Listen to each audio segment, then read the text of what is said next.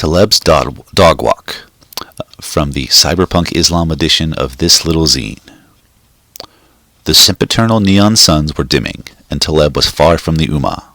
The dimming of the city lights was supposed to occur after the Adhan, but this far from the center of the city, it became easier to believe the conspiracy theories that the dimming of the lights had more to do with managing the brownouts of an overextended power grid than it did with adding a visual component to the call to prayer. Normally the call to prayer was a source of peace that grounded Taleb, but today was not a normal day. He typically carried his own prayer rug on his person. It was the one luxury he afforded himself. Humility in all things, but when one was communing with Allah, surely a little extravagance was permitted. Taleb was always ready to prepare a table for Allah in the wilderness. Shouldn't that table be just as much an artifact of heaven as it was the product of the robotic sinews of Malakul's finest textile printers?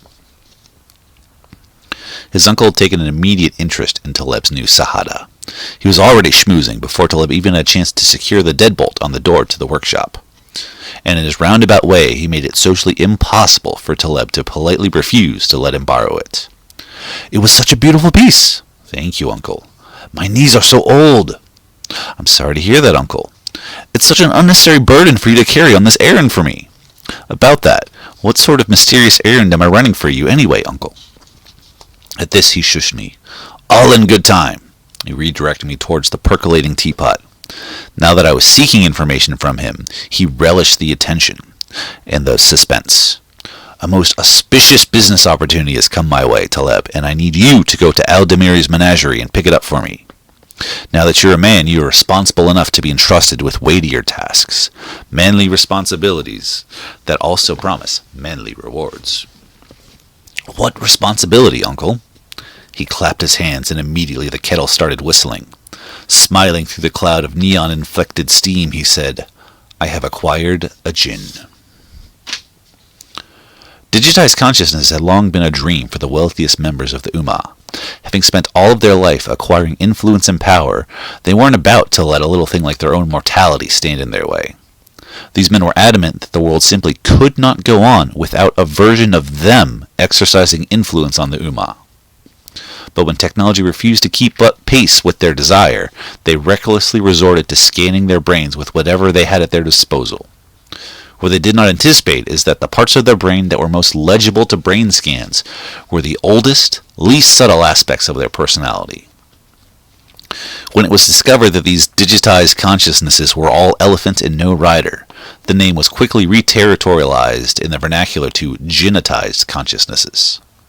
The subtleties of a lifetime of character construction were all but bucked the moment their brain was microwaved. They were dead, and the rest of us were left to deal with the chaos of a digital cadre of rampaging elephants in our infosphere.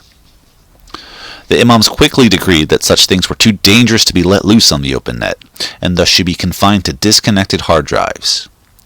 Locking these immaterial, passion-driven minds with a lot of capital inside the digital wasteland of a tiny hard drive did not help them dodge the jinn image. At this point, we've yet to align a single jinn with the Ummah. This has led some to speculate that before the 12th Imam arrives, a new Suleiman must first come to tame the jinn and unleash their bounty upon the world. Some of the more intransigent people of the book say we are waiting for the one to come and harrow the hard drives. Such mockery will not be forgotten by Allah on the last day. These jinnatized consciousnesses were so lawyered up that you couldn't access their funds without the express permission of the consciousness itself. And the one thing they knew was that their funds were linked to their survival, and so they hoarded access to their wealth like some voracious opium dragon. Incredible wealth surrounded by a legally enforced wall of childish insanity. So far, nobody had been able to befriend one of these jinn to the point where they had meaningful access to their wealth. Unlike Bitcoin, no progress has been made in cracking the emotional cryptography that held their wealth in thrall. At this state, they've been relegated to the status of contemporary techno-folklore. Now, my uncle certainly wasn't wealthy enough to purchase a jinn outright, so odds are he somehow schmoozed his way into the good graces of a man who's been shackled with an unhousebroken billionaire. He's less the owner of a jinn, and more like the hired dog walker for a jinn, which I guess makes me the assistant dog walker. So now Taleb was trudging through the slums of Malakul on his way to pick up a billion-dollar hard drive from the compound of the infamous Al-Damiri. Al-Damiri's public reputation was that of an eccentric curator of a massive private menagerie full of all manner of digital, biological, and synthetic specimens. The whispered reputation was that he trafficked in haram biological experiments. His uncle assured Taleb that everything was above board. Normally, he would have protected Taleb from partnership with such a character, but it was only for a few hours. Run there, pick up the jinn, run back. His uncle would have gone himself if not for those bad knees. Such a convenient injury it was that sent Taleb into the desolate waste where the jinn dwelt. Ever since he was a teenager, his mother had begun weaning him off the mythic stories of 1001 marvelous nights in Baghdad or Persia. She began replacing them with contemporary stories of one bad day in Malakul. The mythic stories taught Taleb that something marvelous might be hiding behind any chance encounter. The bad day stories taught him that the marvel is only enjoyed by those who survive the chance encounter. Taleb was greeted gruffly at the compound of Al-Damiri by two stone-faced, mirror-eyed golems. They directed him to stand in the middle of the compound and spread his arms and legs. The numerous security checkpoints within Malakul meant that Taleb was almost as familiar with the TSA security protocols as he was with the motions of Salat. He instinctively assumed the posture of a Vitruvian man and waited for the visible and invisible beams emanating from their lunar eyes to wash over him. Hopefully their security measures would not prevent him from having children someday. You can never be too sure what was and was not considered a threat these days. As soon as he was cleared by the security apparatuses, the door to Al-Damiri's inner sanctum swung open. A blast of warmth from the tropically tuned greenhouse caused Taleb's face to flush red. The warmth combined with the charisma flowing from Al-Damiri had an almost intoxicating effect from Taleb's perch in the sterile antechamber. "As-salamu alaykum, Taleb. We've been expecting you. Please come in." Taleb found enough of a voice to return the alaikum salam with the proper sincerity and decorum. "What do you think of my mechanical Turks?" Al-Damiri laughed, gesturing at the golems who'd followed Taleb in from the antechamber. They now stood behind him, creating an antiseptic shadow in the otherwise warm and humane room. "They're very impressive. I would hate to meet one of them in a dark alley." "Wise words. Your uncle has taught you well. Please, please, make yourself comfortable. I've just put on some tea." The gesture of hospitality dismayed Taleb. All hope of returning to his uncle's workshop by Maghrib vanished. There was nothing to be done but make small talk until Al-Damiri was finished with him. His mother had not raised him to be a rude boy. So Taleb talked about the weather. He talked about the health of his mother and his uncle. He talked about his studies. He did not talk about how little time remained in the day. When the time for business finally arrived, Al-Damiri turned on a camera and began to record the proceedings. Before he could release the jinn to me, he had to digitally document me receiving the instructions for proper care of a digitized consciousness. Once the cameras were on, the slang was immediately replaced with Islamo-corporate speak to protect us from causing even a hint of offense against Allah or the Ummah. Current legislation required that daikons receive proper religious instruction while in their infantile state. Our forebears and our folklore spoke of certain jinn that feared Allah, and so the imams insisted that if we're going to preserve such powerful psychological profiles, they should be given the minimum form of religious education. The daikons could not be coerced into reciting the Shahada, and the daikons were too dangerous to be directly connected to the internet. So daikons would need to be connected to Allah via a proxy, who would recite the Salah in their presence. The proxy would need to be connected to the local mosque or Musa's digital network to ensure that the proxy was serving as an adequate example to the jinn. For as long as the jinn was in my care, I would need to be scrupulously attentive in the verifiable recitation of my prayers. The hope was that through my prayers, the jinn would catch the fear of Allah from me. Before turning off the camera, the only thing left to do was to bring out the contract. Al-Damiri slipped into rapid-fire Arabic as he recited the terms and conditions. The strictest controls had to be written and recited in Arabic. Al-Damiri graciously provided me with a translation. I'm ashamed to say that apart from Quranic recitations, Arabic was not my native tongue, and especially not legal Arabic. The gist of the contract stated the daikon was being released into my protectorship. For as long as I was his protector, I was financially responsible should anything untoward happen to it. If I failed to bring the jinn to daily prayers, I would be responsible for covering the jinn's jizya, standard stuff. I was then asked to offer up my right wrist so I could transmit a digital copy of my genetic signature. This would make me legible and discoverable on the Caliph's all-seeing surveillance eyes for all invested parties. And with that, suddenly the cameras were off, and I was ushered out of Al-Damiri's compound and back into the effervescent city streets of Malakul.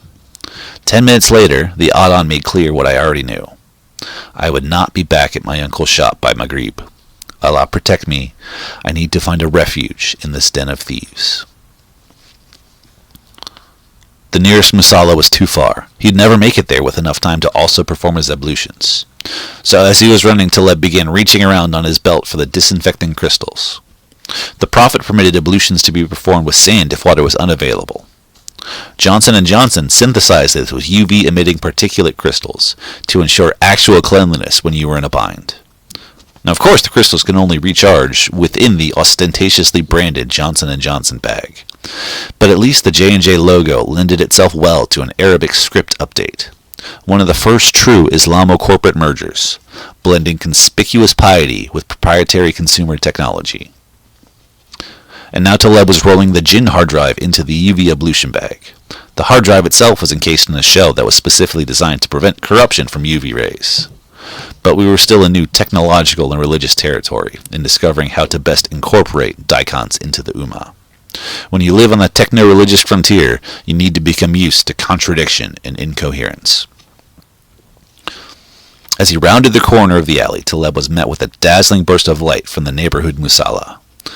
The luminary contrast reinforced the sense that, though he wasn't home, he was safe. In the dingy slums of Malakul, Taleb was finally on familiar ground. Though even here in the musalla, Taleb couldn't help but notice that the place still reflected its surroundings. The actual structure was a bare-bones warehouse-like skeleton. The spires, the script, and the ornamentation were pure holographic projection. Thankfully, such a utilitarian house of worship also had express entrances for those who arrived in a rush, like Taleb was in today. The intransigent called these pop-up musallas mega-mosques, which seemed like a misnomer. If anything, they were mini-mosques, utilitarian structures, barely more than sheds. But here on the fringe of Malakul, it was a veritable oasis. Taleb came skittering to a halt on the curb outside the musalla. Hard drive still jangling the crystals in the ablution pouch. His hands may be clean, but something still needed to be done about the sweat stink that soaked into Taleb's clothes. He wiped his payment implant to get a blast from the express ablution mister before joining his fellow Muslims for salat. The cost was inconvenient, but still less expensive than the jizya anti-subscription that would be automatically charged to his account if he failed to pass the purity sniff test. And he was here. He was home. And this time Allah had prepared a table for Taleb in the wilderness. And for a few short minutes he could forget his annoying uncle, the mirror-eyed goons, and the unnervingly polite Al-Damiri. He was in the house of Allah, his protector. As a faithful attender, the motions and the words had become second nature to Taleb. They were part of him, but today that he could feel them sing in ways he'd never noticed before. That which I left to focus on your prayer will be blessed because of this prayer. With those words, Taleb felt his anxieties wash away as the dua flowed out of him. He was doing the only thing that was truly necessary right now. I seek Allah's refuge from the accursed devil. Taleb tried not to laugh as several faces from today floated in the front of his mind. All he had to do was make it home and he would be free from all the day's accursed devils. Time to buckle down and let the prayer fill his mind. Taleb relaxed as he let the muscle memory do the work for him. For the next 15 minutes he imagined himself paddling as he floated on a sea of prayer. The dim lights of the sempiternal suns are always slower to return than we would like them to be. It was always in the least observant neighborhoods that power was most inconsistent. Perhaps it is our failure to remember Allah that's plaguing our neighborhoods. The Imams have been clear that Allah is not only the creator of the world, but also the creator of our mega cityscapes. For there's nowhere you can go to escape the sight of Allah.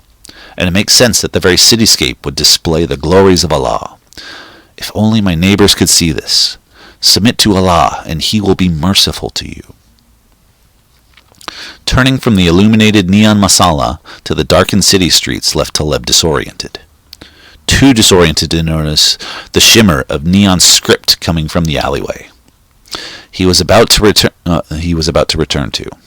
Taleb was greeted by 4 small portholes of inverted calligraphic prayers. Arms flowed out from beneath the portholes and seized his shoulders, dragging him further into the dark. Without a word, Taleb found himself pinned to the ground. His attempted shout was met with a dirty handkerchief that muzzled all his pleas. As he lay there writhing under the grip, he heard the telltale crackling of a noise he knew well from his uncle's workshop. The handheld degausser made contact with the hard drive, strapped to his thigh, and he could not contain his sorrow and rage. It only took 30 seconds for the magnetic grinder to turn the jinn in Taleb's future into ash. The pressure was removed as suddenly as it was applied, and Taleb lay there bewildered as they removed the gag from his mouth and disappeared into the shadows. An hour later, Taleb tepidly rang the bell of his uncle's workshop, trying to find the words to express his sorrow.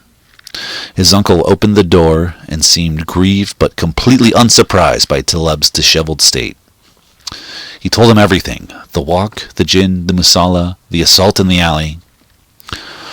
"What a terrible misfortune has come upon us this day. Surely Allah rewards the good but sends calamity on account of what our own hands have done. How could you have let this happen?" "Uncle, there was nothing I could do. Allah knows all my steps, and from the moment I left Al-Damiri's house, He knew all my steps too." "Yes, but if you'd entrusted yourself to Allah, surely He would have protected you." "Are you suggesting Allah did not protect me because I entrusted myself to your protection?" "Allah will not associate Himself with partners. I never told you to entrust yourself to my protection. You're my uncle. You've always been there for me." "I'm afraid now that you've become a man, you must learn to become your own protector. Look at the contract. The only way I could secure a courier was by offering your genetic material as collateral. Without the jinn, your body belongs to Al-Damiri." "Uncle, that is slavery!" "It's not slavery. The Prophet was very clear: no member of the Ummah may be bought or sold. You will simply be used as a test subject for the genetic research. Consider this an extension of your courier duties. You'll just be carrying something inside your body rather than outside your body. He assured me that this would only be some cursory modifications and a subtle tracker to monitor how well your body metabolizes the injections."